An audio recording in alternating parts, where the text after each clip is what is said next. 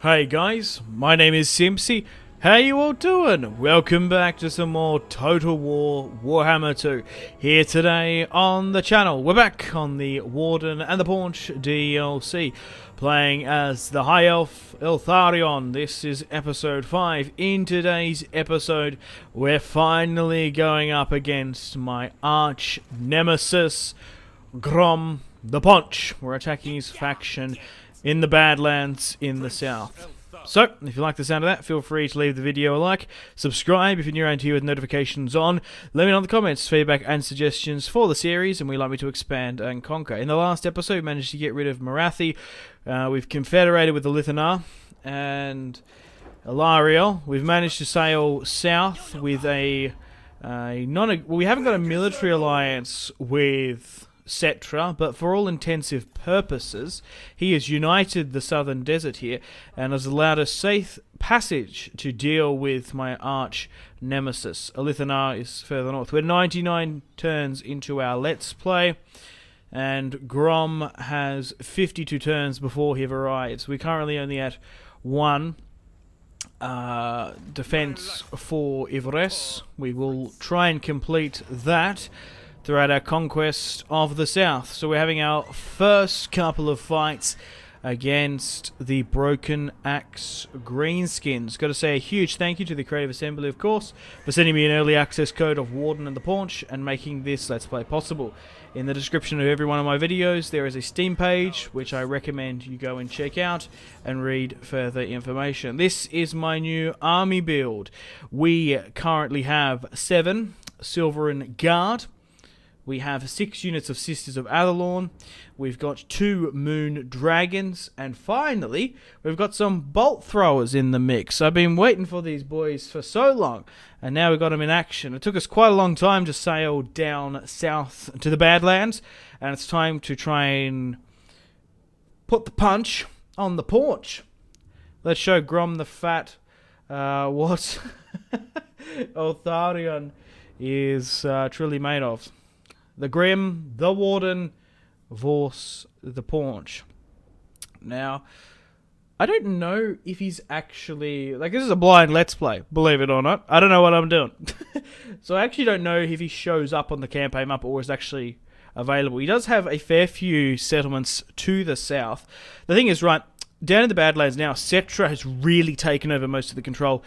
Salt Spike, the Vampirus, is trying to get some territory here and there, but the Empire, nor Bretonnians, nor Dwarves haven't really staked a claim.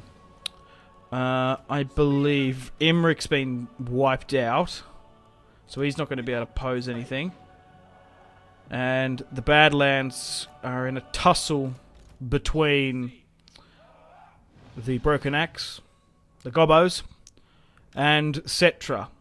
I don't want a military or defensive pact with Cetra because he's probably going to get dragged into a lot of wars, but there's no reason why the enemy of my enemy can't be my friend. If we can have strong non-aggression pact ties and trade rights, I'll be happy. So let's make our Sisters of Avalon go on fire at will, defensive, and we'll turn off skirmish mode, and we'll allow our Silverin Guard to hold the line as best they can. We have skirmisher supremacy. We also have bolt throwers as well. They should be able to arc their shots over the front line. Okay, so what we want to do with you is go with multi-shot. But this is our army build, of course. Here are the new Silverin Guard units. They look fantastic, if I do say so myself. Fantastic in defense, and that's what they're going to be in this episode. We have Eltharion, of course, riding his mighty steed, Stormwing. And then we have Cavell, Henry Cavell, the sword master of Howarth there, holding the line. Sisters of Avalon in the back. And we've got a really nice defensive structure. Let's start the fight, slow things down, and have a look at the Broken Axe Greenskins. So, got some chariots further back there. Some boar boy riders as well. Got some trolls in the mix as well. Mostly gobbos. The red and black skin and pants of GROM. Alright, trying to whittle him down.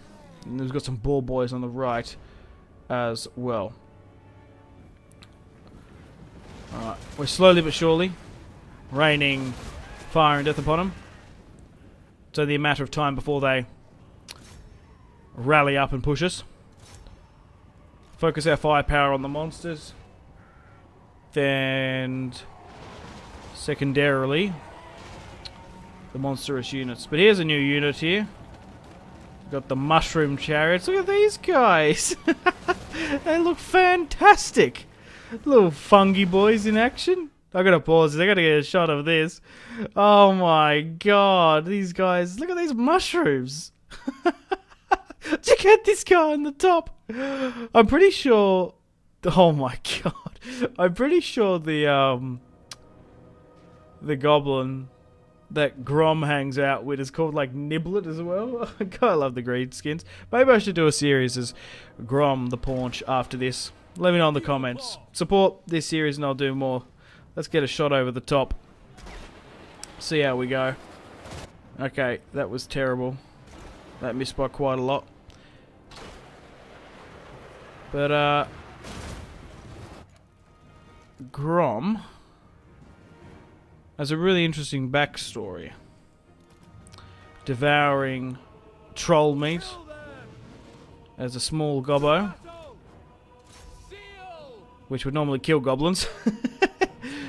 But he was very lucky to survive and then got the magical healing properties of trolls.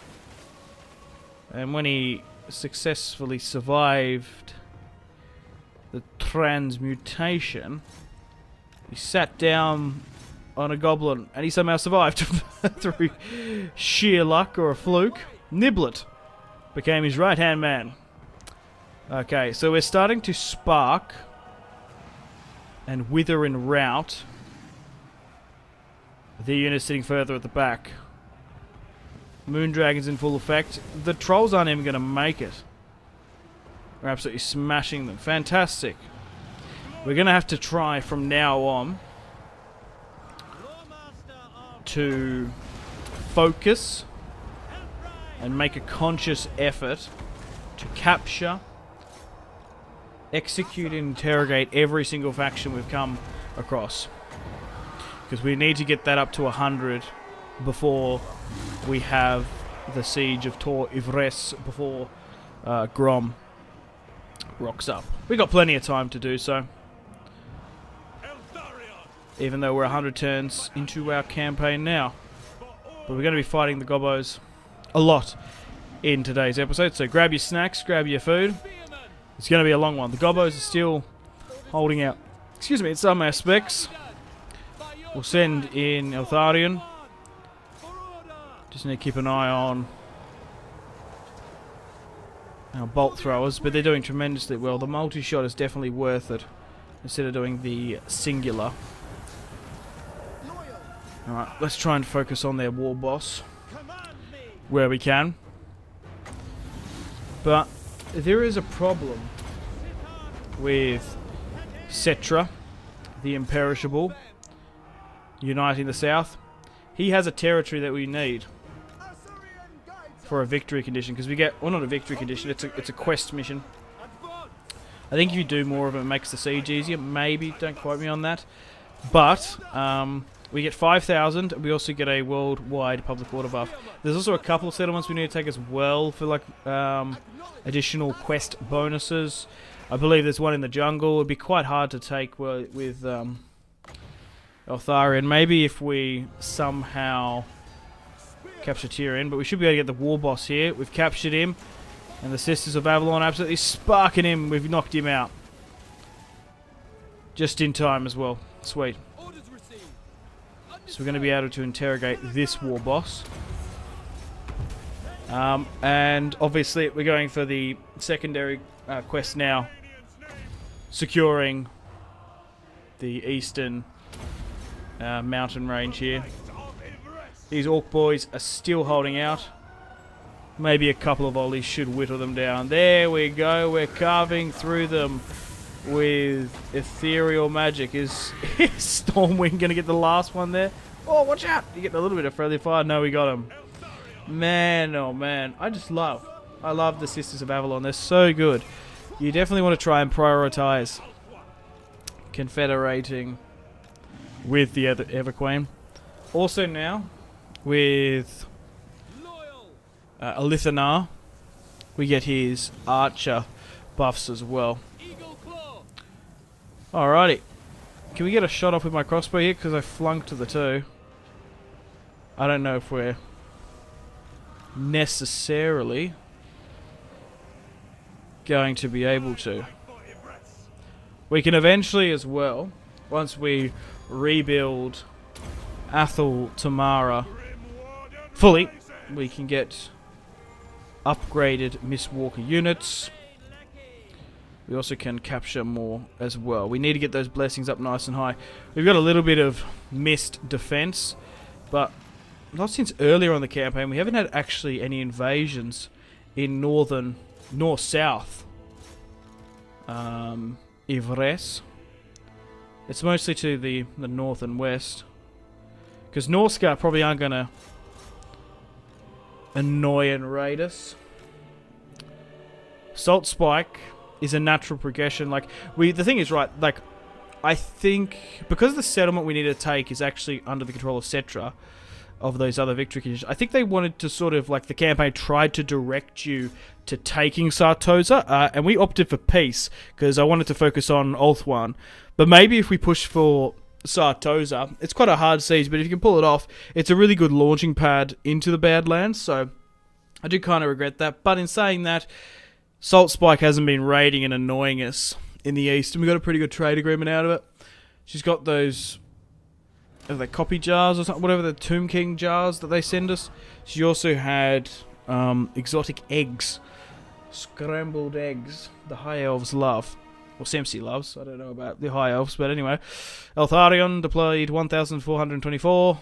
The Gobos with slightly less. Only 175. Wow, we looking at the casualties sustained and inflicted. Once again, 119. Sisters of Avalon carving up.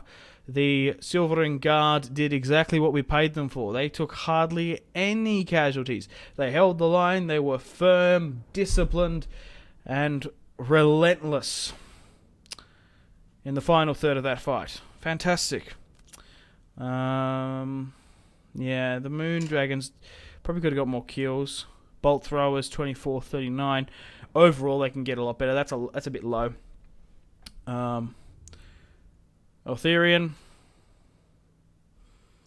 40. Cavill with a 32 as well. For them, Orc Boys did alright, but we've managed to capture Sospug. Sospug, you are now in shackles. And unfortunately, Athel Tamara, your fate is now under the control of the Warden, the Grim. Welcome back to the campaign map, guys. A decisive victory.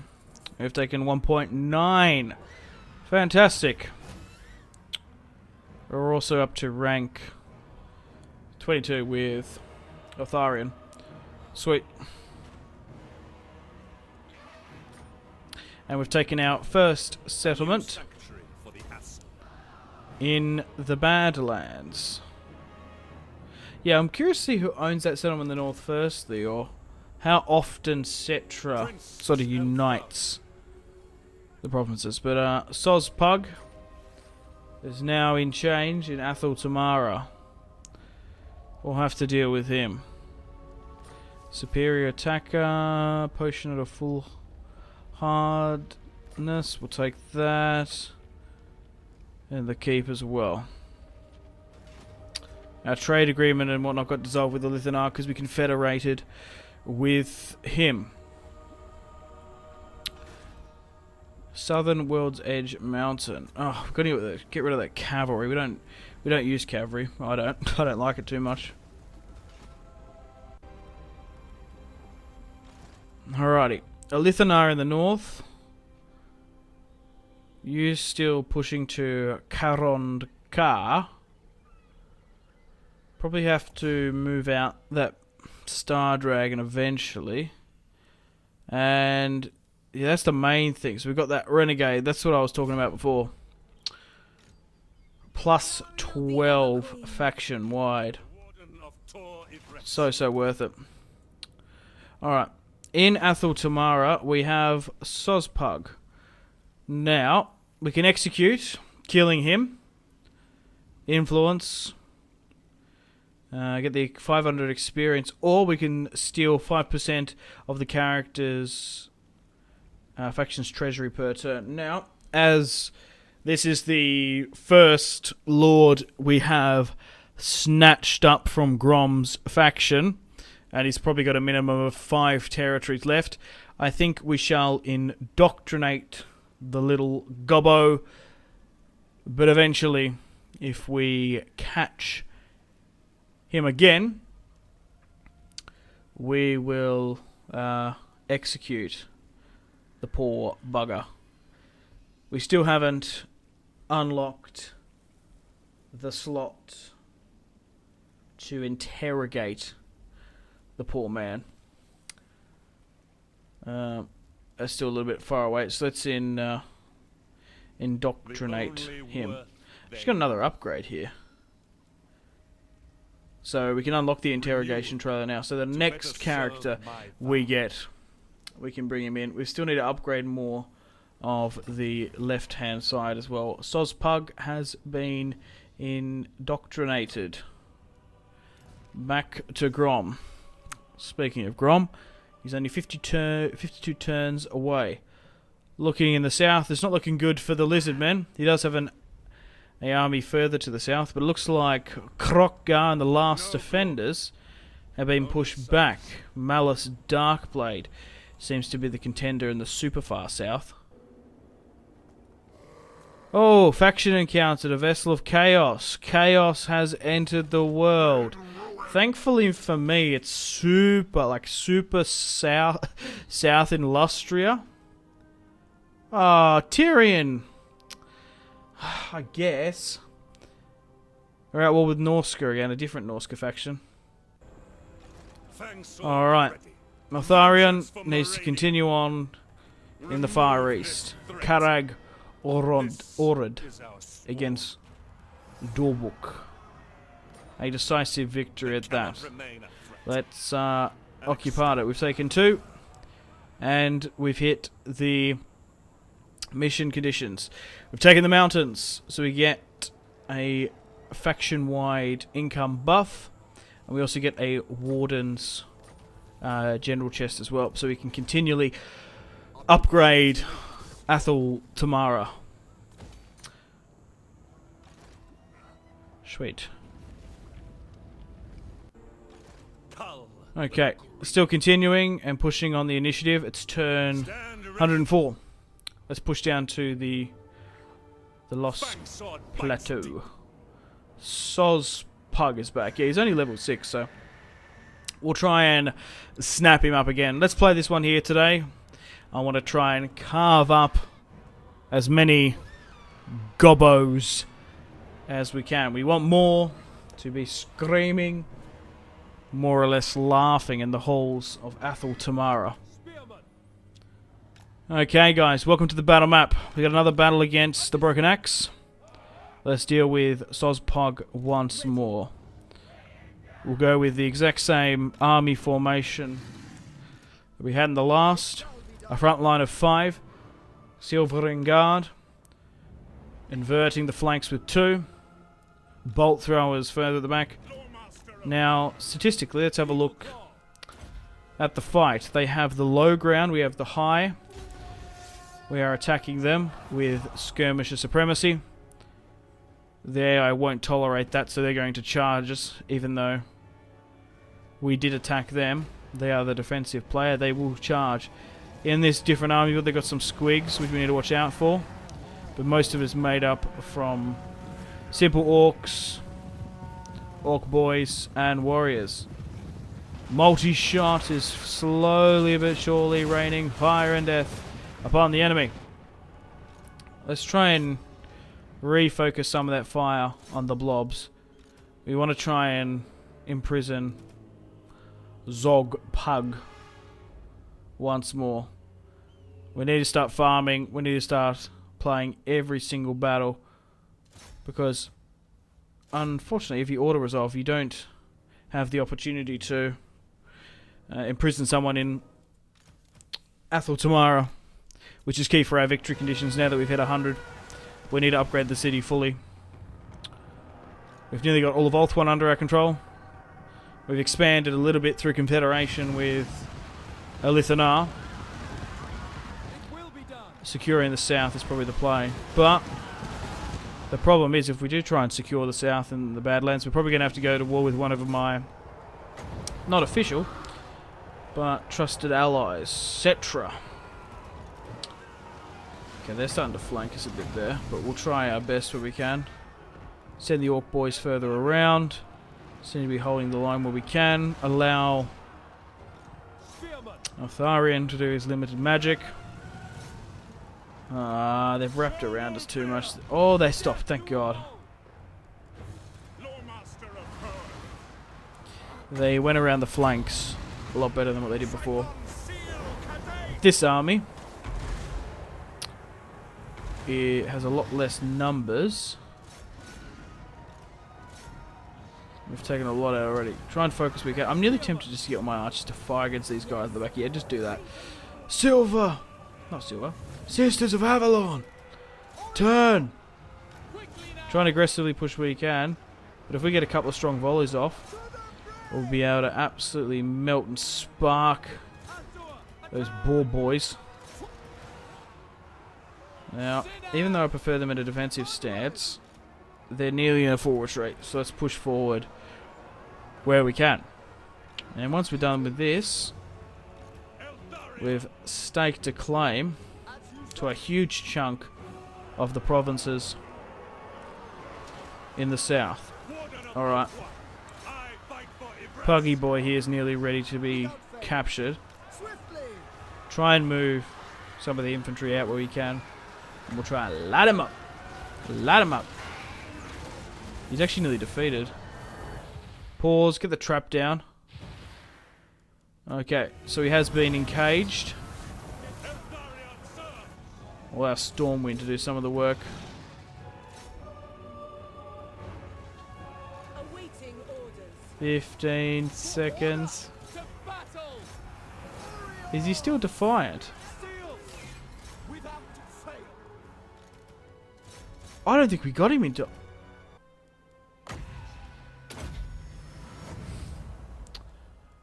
I don't know if we got him in time. We might have been like a second off. I think we did though. A decisive one. That was too close. We deployed 1.3. They had nearly 14. 4,000. 1.4. We lost just shy of 200 and we've decimated Saul Pug again. Yeah, I'm unsure about that one.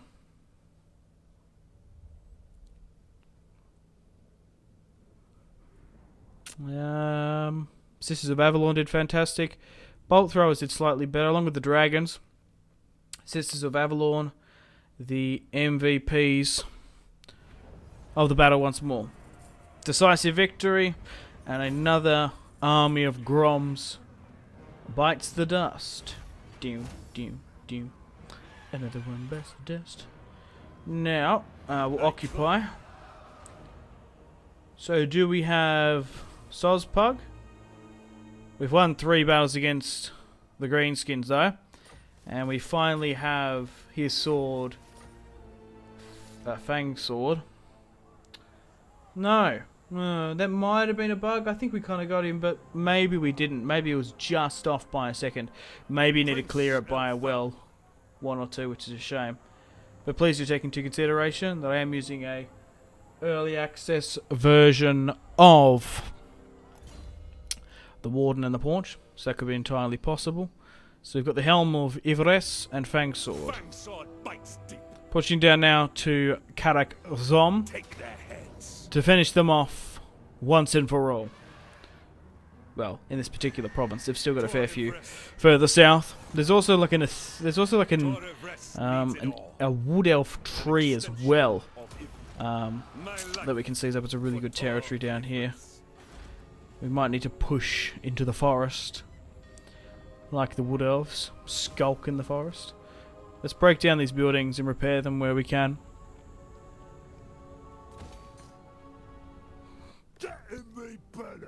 Grom would want peace? Are you kidding me? Nagarond has attacked Tyrion. So it looks like the Druki and High Elf war has officially erupted. At least we've got Tyrion and Teclis on our side. It's a 3v3 action versus, of course, Malekith, the supposed Phoenix King, and his puppets, Helebron and Marathi. Unfortunately, guys, it's time to end the video here. Thank you very much for watching episode 5 of my Total War Warhammer 2 Warden and the Paunch DLC. Got to say a huge thank you to CA once more for sending me an early access copy of the DLC and making this Let's Play possible. The Steam page is in the description below. As always, if you'd like further information, stay tuned for more Total War Warhammer 2 Eltharion episodes on the channel. Unfortunately, guys, it is time to end the video here. Thank you very much for watching. Like and subscribe if you haven't already. Let me know in the comment section down below your feedback for the series, and if you'd like to see more, that's the best way to ensure more content. Leave a dislike if you're not enjoying the series. Check out my social media links if you want to stay connected with me. Facebook, Twitter, and Instagram, all in the description below. Patreon and merchandise link in the description below, along with the Steam group. Come and join the community on Steam. And on that note, unfortunately, I have to end the video here. Thank you very much for watching once again. Make sure to take care of yourselves. Go out and have a fantastic rest of your day. My name has been Simpzy. Goodbye.